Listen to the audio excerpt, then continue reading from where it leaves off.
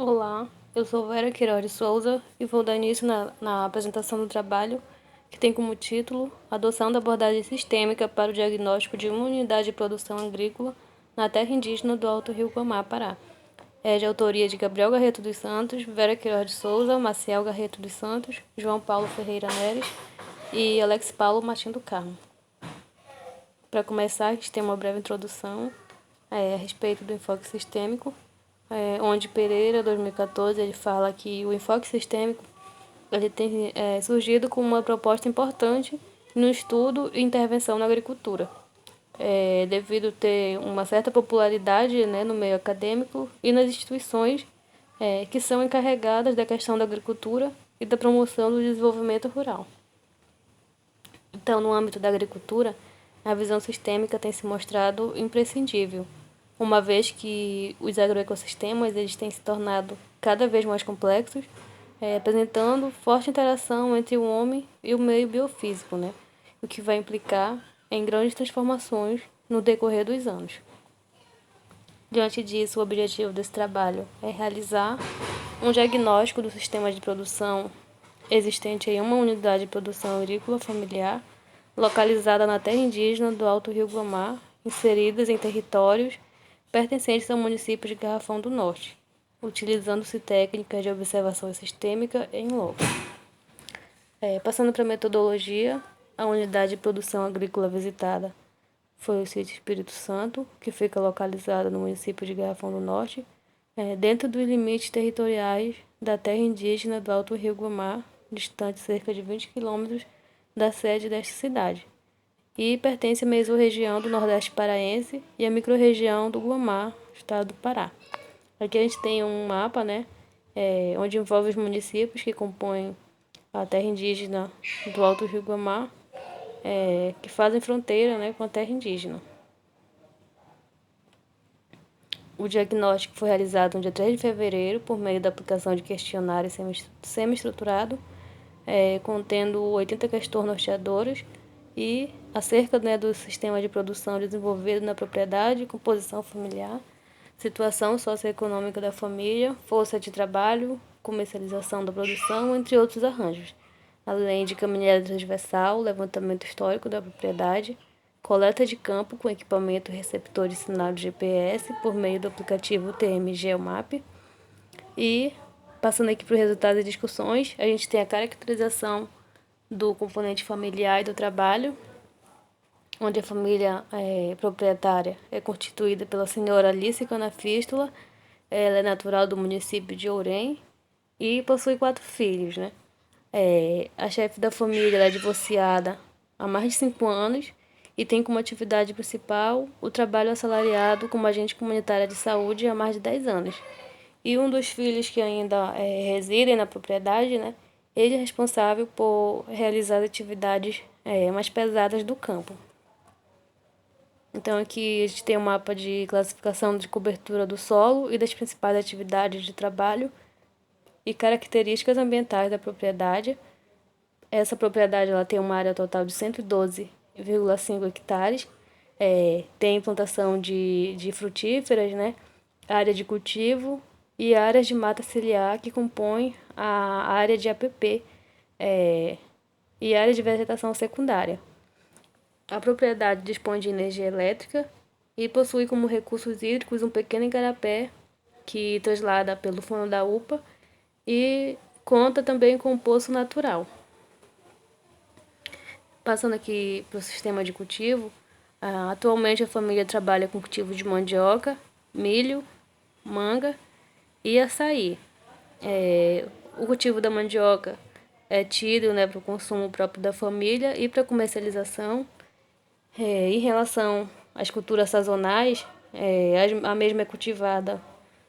Essas culturas são cultivadas, né, apenas através dos conhecimentos empíricos, sem nenhum conhecimento técnico e das práticas, né, procedentes dos saberes locais.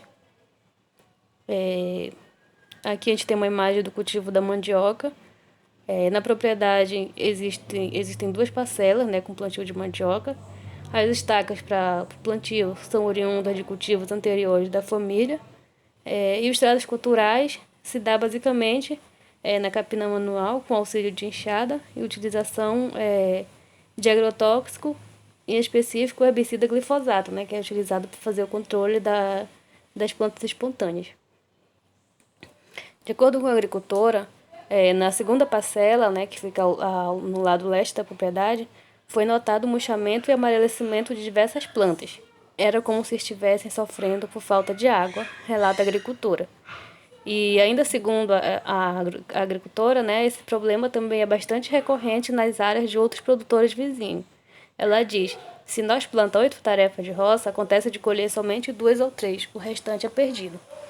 E então, diante disso, né, eles são obrigados a adiantar o processo de colheita, porque as batatas também apodrecem. E ela fala que o uso de agrotóxicos, né, seja a possível causa do elevado índice de mortalidade das plantas da mandioca. Campagnoli e Bettiol 2003 fala que o uso intensivo de agrotóxicos tem causado diversos impactos negativos para a agricultura, dentro e fora dos diferentes agroecossistemas, com dependência do produto ao sistema produtivo, promovendo fortes desequilíbrios biológicos que eliminam os inimigos naturais e das pragas e patógenos. Em relação ao sistema de criação, são desenvolvidas criações em pequeno número de galinha, ovino, caprino, suínos, perus e bovinos. A criação de galinha, perus e suíno é sob sistema extensivo. Eles são criados juntos e à solta, né, se alimentam sob regime de pastejo e pelo fornecimento de resíduos orgânicos e milhos que são advindos da propriedade. Essas criações, né, são para obtenção de carne e ovos utilizados exclusivamente na alimentação da família e não existe a comercialização deles. A produção para autoconsumo é responsável pela geração da autonomia reprodutiva do agricultor familiar diante do contexto social e econômico, principalmente pelo princípio da alternatividade produtiva e da importância do papel desses tipos de produção, de acordo com Silva e colaboradores de 2018. A criação de ovinos e caprinos é realizada sob sistema extensivo, onde os animais são deixados soltos durante o dia e se alimentam de capineira, né, durante a noite são confinados em um pequeno aprisco que abriga os 18 animais. Não é recomendado, né, deixar esses animais juntos, porque eles são animais de espécies e hábitos diferentes, né? Então, a gente pode observar na imagem que existe uma cabra que está amarrada a uma corda justamente para não machucar os outros animais com um chifre, né?